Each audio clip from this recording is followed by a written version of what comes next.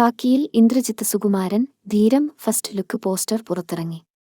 ഇന്ദ്രജിത്ത് സുകുമാരൻ, നിഷാന്ത് സാഗർ, ദിവ്യാപിള്ള എന്നിവർ പ്രധാന വേഷങ്ങളിലെത്തുന്ന ധീരം എന്ന ചിത്രത്തിന്റെ ഫസ്റ്റ് ലുക്ക് പോസ്റ്റർ പുറത്തുവിട്ടു.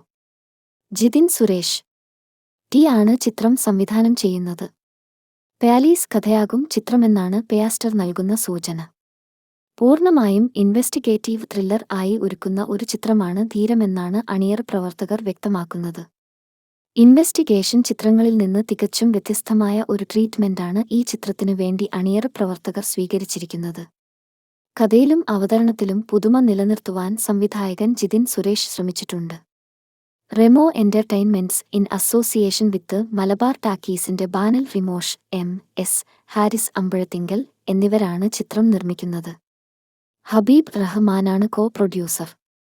ഇന്ദ്രജിത്താണ് ഈ ചിത്രത്തിലെ കേന്ദ്ര കഥാപാത്രമായ എ.എസ്.പി. സ്റ്റാലിൻ ജോസഫ് എന്ന കഥാപാത്രത്തെ അവതരിപ്പിക്കുന്നത്.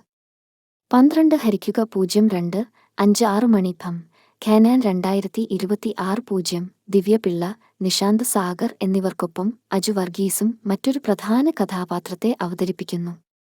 Ranji Panicker, Rebecca Monica John, Sagar Surya, Avanthika Mohan എന്നിവരും ചിത്രത്തിലെ പ്രധാന താരങ്ങളാണ്. ഭീപു എസ്. നായരും സന്ദീപ് നാരായണും ചേർന്ന് ഈ ചിത്രത്തിന്റെ തിരക്കഥ രചിച്ചിരിക്കുന്നത്.